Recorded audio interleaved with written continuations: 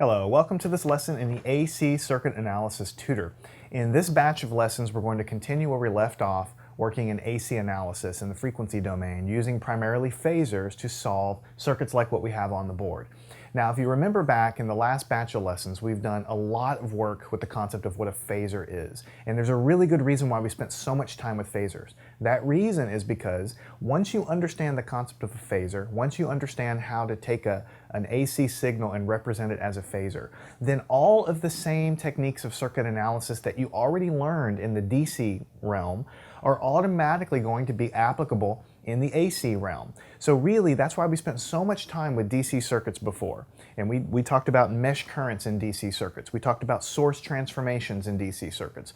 We talked about node voltage method of circuit analysis in DC circuits. We talked about parallel versus series arrangements of resistors and things like that, all in DC.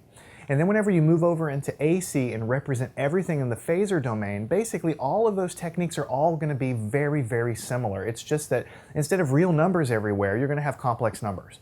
And so we've covered the concept of a phasor before, and we've covered Kirchhoff's laws, which are very applicable in DC realm, and the same sort of thing. Once you understand phasors, Kirchhoff's laws are really the same thing in the AC realm.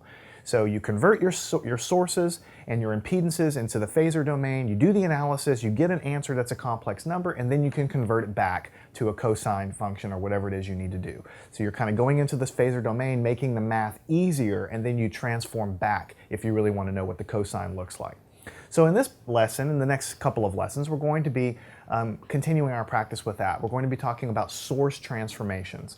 So again, I'm assuming that you've already done all of this work in the DC domain, that you know what a source transformation is. You know how to transform current sources and voltage sources in certain arrangements and do that analysis. Here we're just going to extend it to the phasor domain. So we're going to start with this problem right here.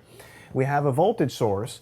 Now notice that we have everything already written in terms of phasors already. We have our voltage source. When you see something like 40 at an angle of 0 degrees, you know that that's not 40 volts DC. That's a cosine.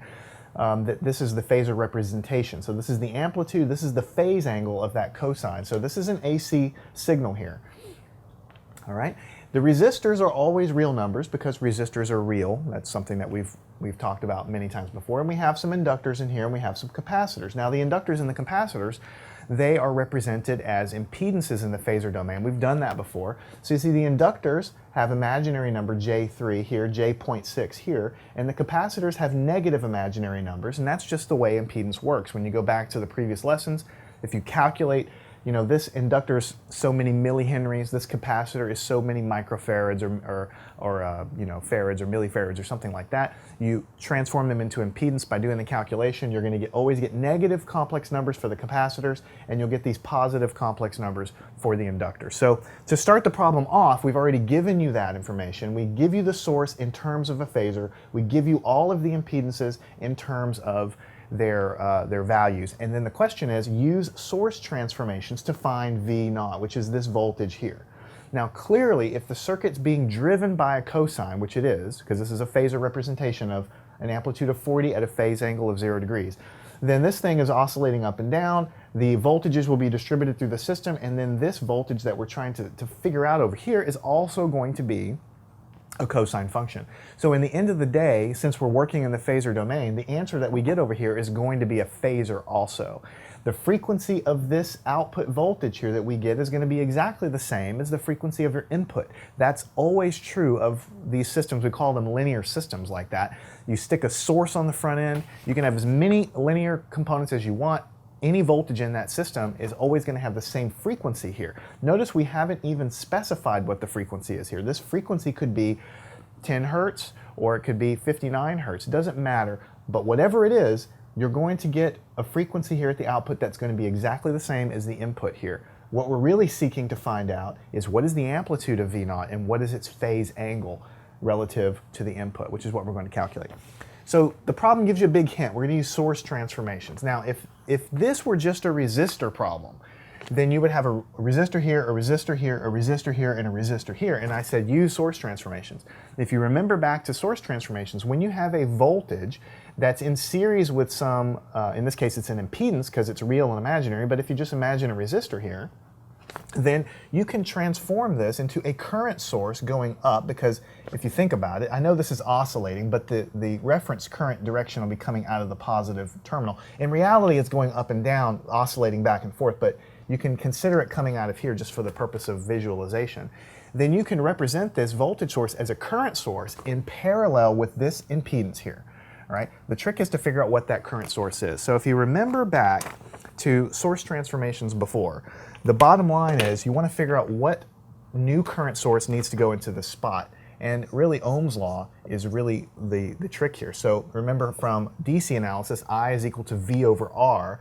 But since this is in terms of impedances, it's I is equal to V over Z. So we don't use R anymore because we have inductors and capacitors here, so we use Z for impedance. So it's basically Ohm's law. I is equal to V over Z, where V is the voltage given right here, so you just write it down, 40 volts at an angle of 0 degrees, and you divide by the impedance, and this is the impedance that comes here. Because really what you're doing is you're detaching the rest of the circuit here.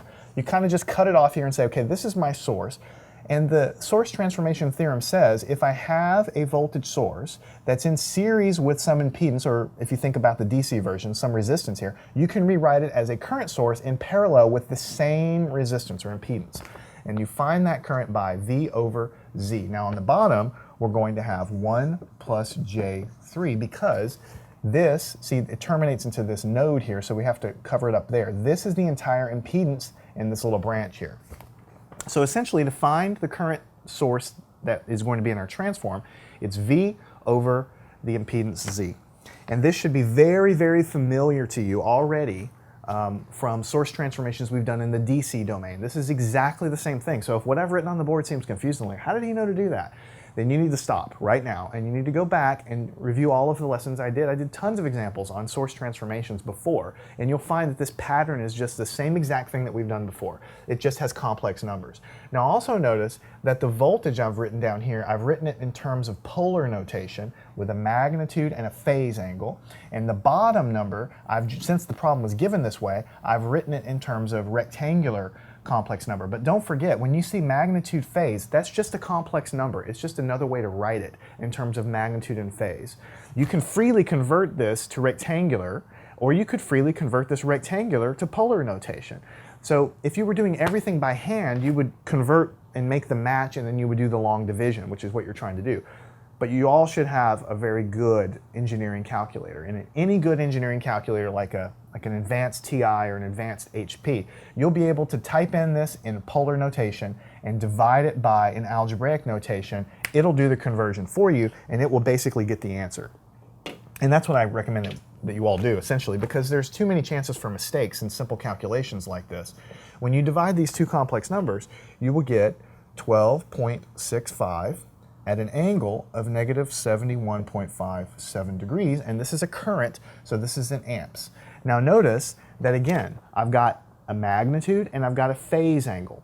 So the current coming out of this thing, notice the phase angle is negative 71 degrees. That means if I were to plot this voltage and plot the current next to each other, they would be shifted relative to one another by negative 71 degrees if you plotted the cosine curves next to each other. That's basically what it means. Also notice that when I did this calculation, I wrote the answer in polar notation, right? But in your calculator, depending on what mode you have it in, it might give you the answer in rectangular. It might give you 2.2 plus J 9.9 or something like that. But again, if you get a rectangular answer, there should be a button on your calculator or a mode that you can go select and convert it back and forth to polar notation. One way or another, when you do this division, you should get this answer out of your calculator. Or if you do it by hand, you should be able to get that answer there. Of course, I advocate using the calculator. So whenever we do this, we basically are going to get the following. I'm going to go ahead and redraw the circuit over here. What we've done is we've converted this arrangement of a voltage in series with an impedance into the following. We've converted it into a current source with the arrow going up because we assume the current is going to be coming out, and it's going to be in parallel with this resistor and this inductor here. And then the rest of the circuit remains exactly the same. Nothing changes. So here we have a resistor, here we have a capacitor, and then over here we have another resistor, here we have an inductor. and then we have another resistor over here, and then we have a capacitor over here. And I'm going to spend a little bit of time labeling everything to make sure you understand exactly where we are. Okay? Over here on the right-hand side of the circuit, none of this stuff changed. Okay? We still have 10 ohms here. We still have negative J19 ohms here. We still have J 0.6 ohms right here. We have 0.2 ohms there because that's a resistor. We have 9 ohms right here. We have negative J3 ohms here. Everything that we've written down here is exactly the same as what we have here. So we kind of cut things off here. We transformed the source. This is now new. We changed it from a voltage source to a current source. The current source now we know is, I'm going to draw a little arrow here so that I don't crowd the circuit. It's 12.65 at an angle of negative 71.57 degrees. That's amps. That's the new current source. And it's in parallel with the exact same stuff. It's always, when you do source transformation, the impedance just either becomes in parallel or in series, but it remains the same. That doesn't change. So it's 1 ohm and it's J3 ohm. And this is exactly the same thing as DC. If you have voltage in series with a resistor, you just put the resistor in parallel, calculate the new current source, and write it down. So here we just calculated the current source here. So what we're basically saying is this circuit with this current source at this amplitude and this phase, in parallel with this, connected to all of this stuff, will behave exactly the same as this circuit, which is a voltage source with this amplitude and phase, with this impedance in series with it. That's what the source transformation theorem is, okay? And it's just one simple division to let us calculate that. Now, ultimately, we're trying to get over here to the end. We want to calculate V naught. That's what we want to calculate. So what can we do next? We want to use source transformations. The next thing that you should notice immediately is that now, forget about this and forget about this. Now you have an impedance here and an impedance here, and they're both in parallel. Notice there's nothing here and there's nothing here. So these things are literally connected end to end. Yes, there's a resistor and inductor here. Yes, there's a resistor and a capacitor here, but you can consider this whole thing an impedance, real plus imaginary. This whole thing is an impedance, real plus imaginary, right? And they're connected in parallel. So we know how to find parallel impedances, how to calculate that stuff.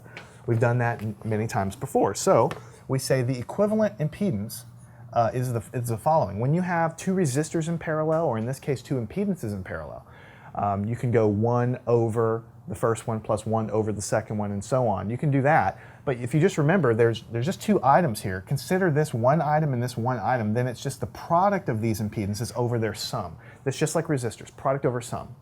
So on the top, we'll have this impedance times this one, and to make it clear, I'll put some parentheses here. 1 plus J3 times 9 minus J3. That's the product of these two impedances.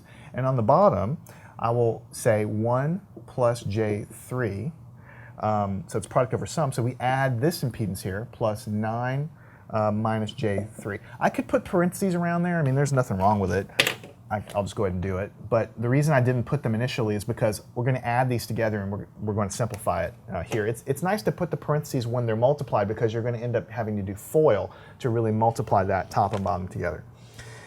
Now, when you stick this in a calculator, which is, again, what I recommend you do, you will stick this complex number in, multiply it by this complex number, and the calculator will simplify that to 18 plus J24 on the numerator. And when you take this complex number and add it to this complex number, the calculator will simplify it to 10. All right? And then whenever you take this complex number and divide by 10, what's happening is you're dividing this real part by 10, which makes it 1.8, and then you take this guy is also divided by 10, so it's J2.4. So what you'll have is 1.8 plus J2.4. And this is ohms. All right? But I want to spend just a second here. In this class, I'm going to assume you know how to deal with complex numbers. I'm going to assume you know how to multiply them and such. I'm not going to show all that work. I expect you to really use a calculator for it, much like if I ask you to divide 1,024 by 6.5, I expect you to probably use a calculator, even though I know that you, in the back of your mind, you know how to do that. But still, the bottom here just comes from adding these guys together. The real parts are added together. The 1 plus 9 becomes the 10. The imaginary parts, the j's, stick together and you add them together. But since you have negative and positive J3, they disappear. That's why you only get a real number of 10 on the bottom in this case. Now the numerator, it's just like algebra. You have a two-term a guy here and another guy here with two terms. So you can't just distribute it in. You have to do FOIL, which means you have to multiply each term by every other term. So what's going to end up happening is you'll have 1 times 9, and then you'll have 9 times j3. By the way, notice 9 times j3 is 27j, and then you have the outside terms, negative 3j times this, you'll have, that will be times 1, so it'll be negative 3j. So this guy multiplied together will give you 27j. This will give you a negative 3j. When you add those together, that'll give you the positive 24j. That's where the 24j comes in the answer. But here, when you do the last terms multiplied together, j3 times negative j3, if you're doing it by hand, you have to be careful. Because the answer you would think would be negative. 3 times 3 is going to be 9, but j times j is j squared. And if you remember, since j is just square root of negative 1, anytime you square j, the imaginary number I or j, whatever you're talking about, whatever, however you want to refer to it, you get negative 1. So when you're doing FOIL like this, you do the last term, you have a negative from here, but this j gives you a negative 1 because it's multiplied by this j, giving a j squared. So the negatives annihilate and you'll have a 9. And so if you were to do this by hand, 1 times 9, and then this guy over here, and then collect all of the like terms together, in fact, you can see 1 times 9 is 9. This is 3 times 3 is 9. The negative j times j is going to give you a positive because of what I told you here. The negative will stick around, but then the j squared gives you another negative, so you have positive 9. So 9 plus 9 is going to give you 18. And then inside, outside, that gives you the 24. I know I didn't show it. I know it's hard to see that by just talking about it, but I just wanted to let you know when you're multiplying complex numbers, you have to do the full-blown FOIL and just be really careful when you're multiplying j times j, because that gives you negative 1. That changes the sign of everything. It becomes real at that point. j3 times j3, that becomes a real number because the j's go away, become negative 1 like that. In any case, you stick it in your calculator. This is the equivalent impedance of this. All right, that's the equivalent impedance. So what that really means is that if I redraw this circuit, this current source is going to stay the same, right? And then over here, what I'm going to end up having is a resistor, and this is going to be an inductor here. Basically, these guys, okay, collapse together to become this right here, and this is going to be 1.8 ohms, and this is J2.4 ohms. I know it's an inductor, or I know it looks like an inductor here because I got a positive imaginary. You know, the inductors look like positive J's and the capacitors look like negative J's. So because I have a positive, I can draw my circuit as an inductor. The rest of the circuit remains unchanged. So I still have this guy here, I still have this inductor, I still have this, and I still have this capacitor. So nothing else really changes. And I will put the rest of everything in place. This is going to be 0.2 ohms. And this is J 0.6 ohms, and this is 10 ohms, and this is negative J 19 ohms. And then the source never changed at all because we didn't do anything with the source, so that just remains the same. It'll be 12.65 at an angle of negative 71.57 degrees, and this is in amps here. So notice how this circuit's getting simpler and simpler. We started with this big thing. This didn't really look much simpler, but once we collapse this into a single impedance, then the circuit suddenly looks a lot simpler. So where do we go from here? We ultimately want to find out, again, what is this voltage here? You know, V0, what is that voltage there? So we stare at it for a minute, we start thinking about, well, maybe we can do something here, and then you realize, wait a minute, now I have a current source in parallel with an impedance. So I can use source transformation again. There's no limit to how many times you can do a source transformation as long as you're doing everything legally. Here in the first part, we noticed a voltage source in series with an impedance. So we did a source transformation and got this. Once we simplified it, we noticed now we have a current source in direct parallel connection with an impedance. So I can use another source transformation, turn this back to a voltage in series with this impedance here that's connected there. So that's exactly what we're going to do. So then how would you calculate what the new voltage source would be, right?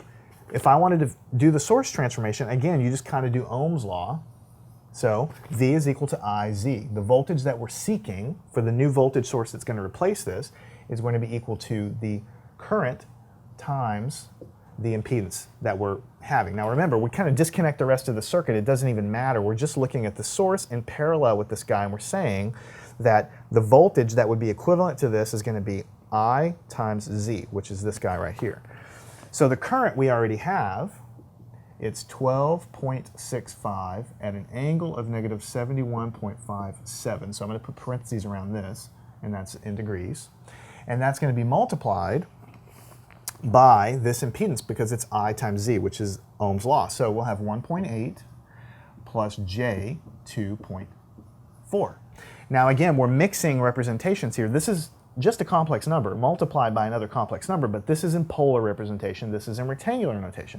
If you were doing everything by hand, you'd probably end up converting this to rectangular first and then doing FOIL and then expanding everything, collecting terms. It's just a pain in the rear. So put this in your calculator in terms of a complex number that's in polar representation. Stick this in as an algebraic guy, multiply them. Your calculator is going to either give you the answer. It'll either be in polar form or rectangular form. My calculator, the mode that I have it set in, gives it to me in polar form, which is the way I like to calculate my sources because that's really what you're interested in, magnitude and phase. And the answer I got was 37.95 at a phase angle of negative 18.44 degrees. And this is a voltage, so this is in volts.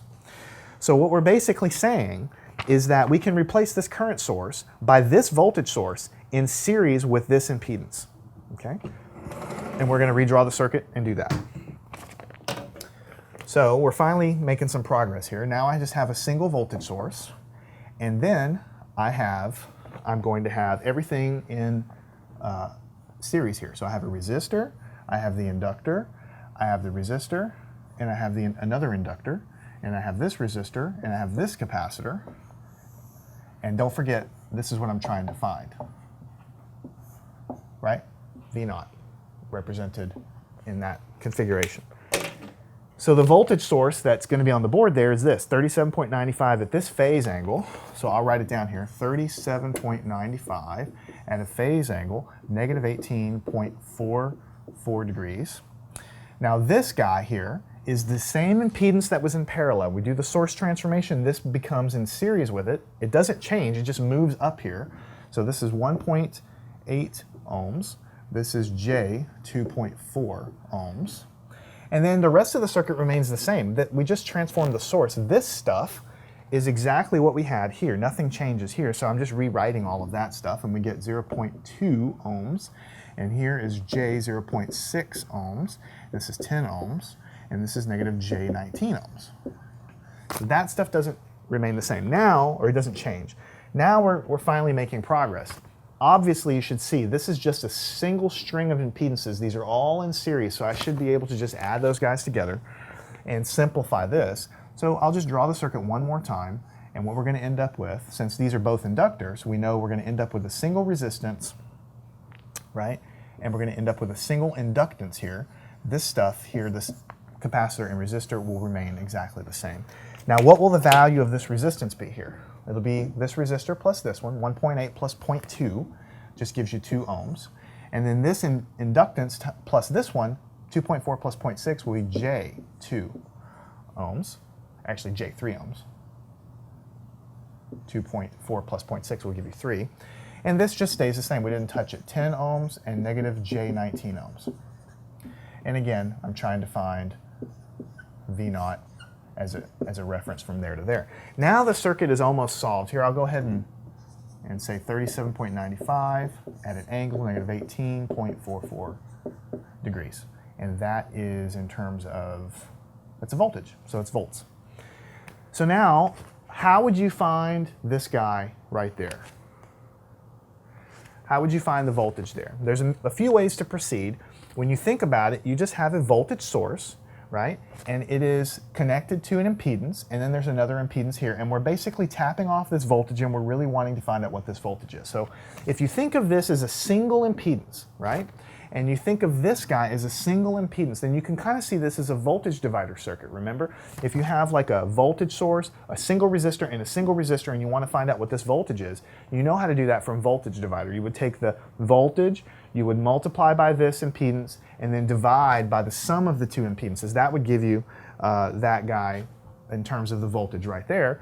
But there's another way to proceed, and that is, since these are basically both in series here, I could calculate the current flowing around and around here. And once I know what the current is, I can just multiply by this impedance and get the voltage. V is equal to IZ, right? So that's the approach I'm going to take. Voltage divider would work perfectly fine, but I want to basically calculate the current first. So what would the current, here, this current I, what would this current I be flowing around this circuit? Remember, this is just measuring a voltage. There's really nothing connected here. So these guys are basically in series. So I is equal to V over Z, where the voltage is given by 37.95 at an angle of negative 18.44 degrees.